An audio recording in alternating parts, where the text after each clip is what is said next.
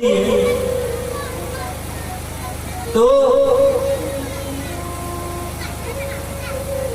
धनुष तोड़ने के बाद आमंत्रण जाता है अयोध्या में।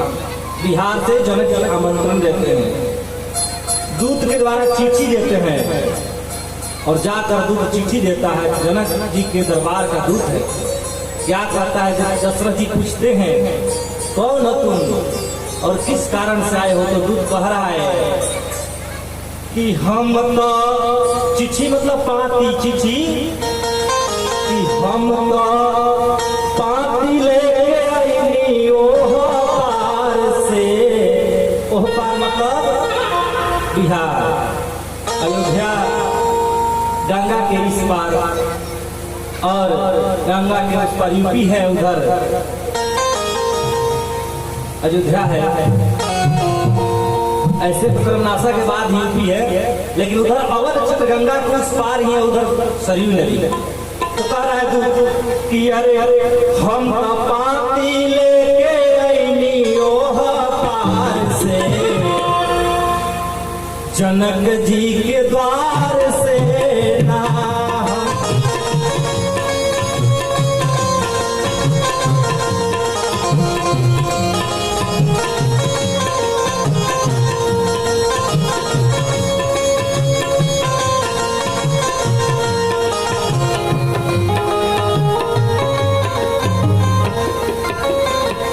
द्वार से ना हो, द्वार से ना हो,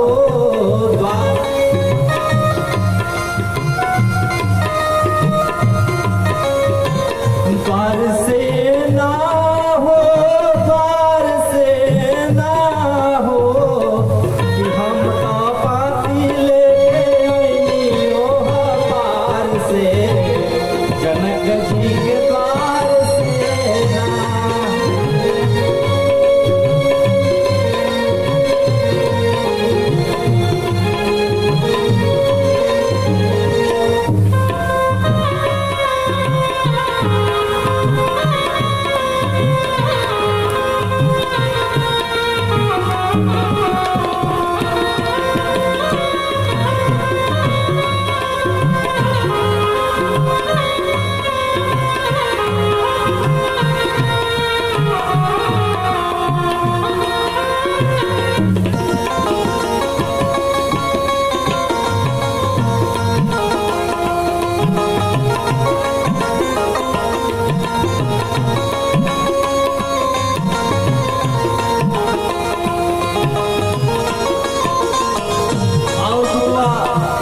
जो है दूत क्या कह रहा है? दूतवा कहता कि राजा जनक जी के चारे चार गोधिया,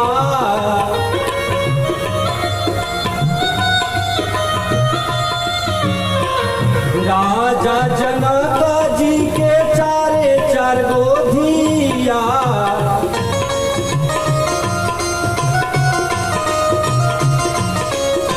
जेकरा में बाल बारी नाम उनकर सिया,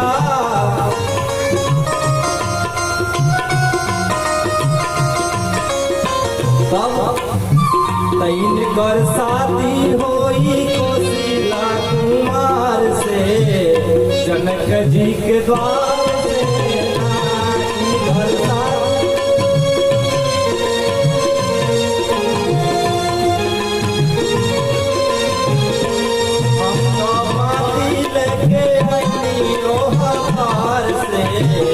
जनक जी के द्वार से ना।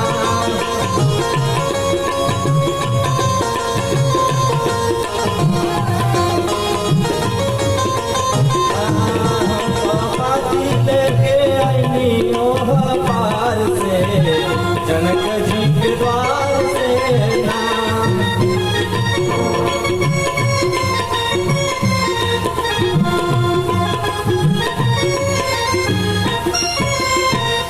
तब दूत कह रहा है, चिट्ठी लेकर आया है। दशरथ जी चिट्ठी देख रहे हैं। अब चिट्ठी में लिखा है संदेश, कुछ खट्टा है कुछ मीठा है। पहले ही लिखा हुआ है कि क्या लिखा हुआ है, खाटा क्या है, तो लिखा है कि राम जी गए और जाते ही पहले ताटका से भेंट हुआ, ताड़का नाम के राक्षसी से। हृदय द्रवित हो गया दशरथ जी का पढ़ के, अरे बाप रे बाप, मेरा बच्चा छोटा और राक्षसी कितनी महान आ गई। और फिर आगे पढ़ा कि उसका उद्धार कर दिया, तो ये आनंद आ गया। पहले दुख जैसा लगा, फिर खुशी, फिर अहिल्या उद्धार की कथा, उसके बाद धनुष को तोड़ा तो कुछ खट्टा और कुछ मीठा, ऐसा संदेश दशरथ जी ने पढ़ा। आनंद में विभोर हो गए।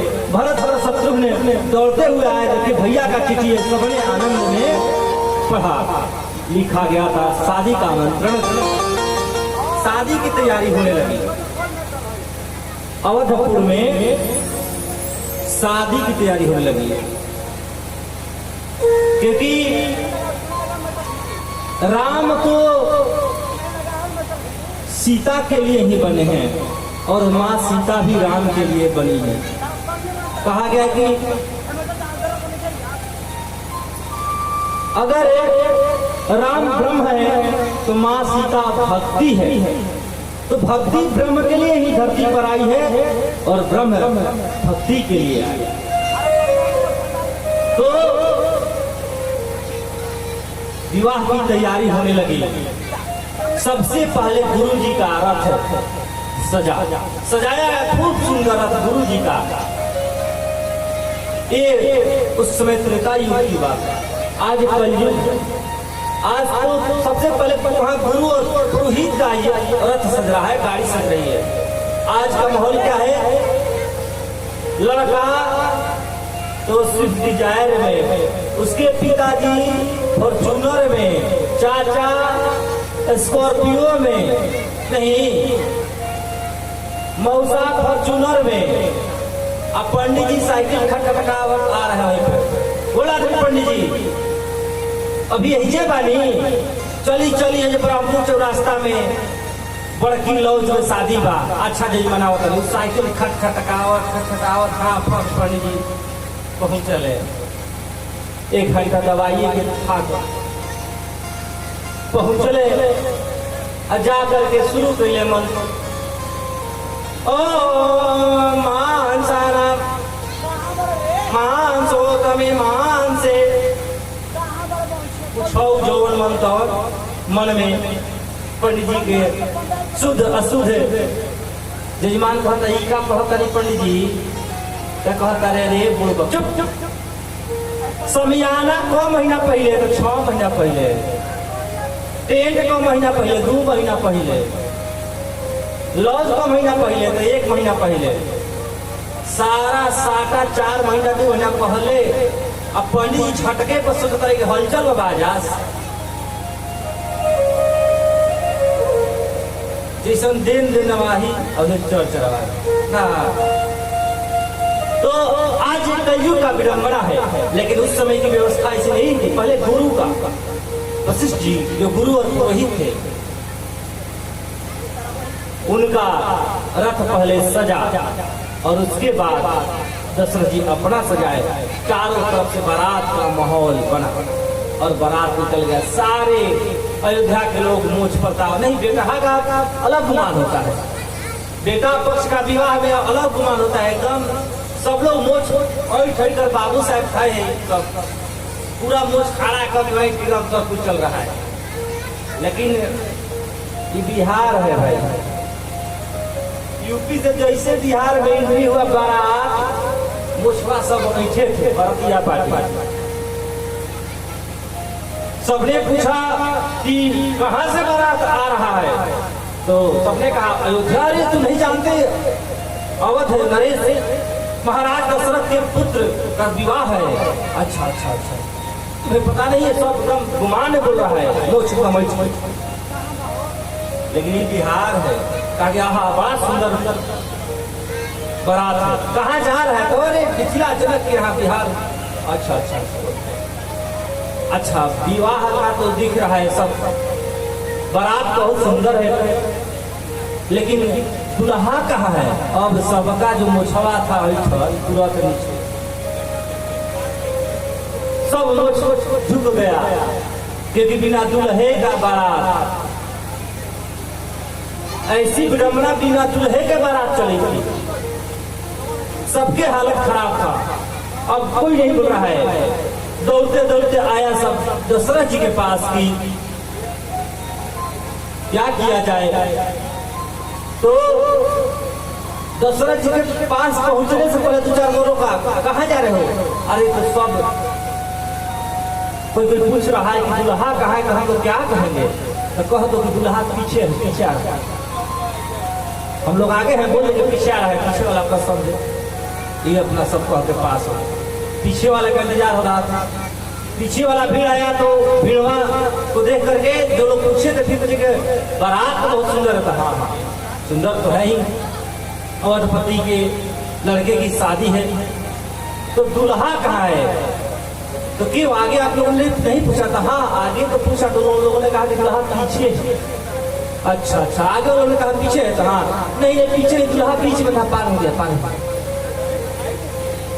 लेकिन शर्म से चेहरा तो झुका हुआ था। आगे गए सब दौड़कर दशरथ जी के पास।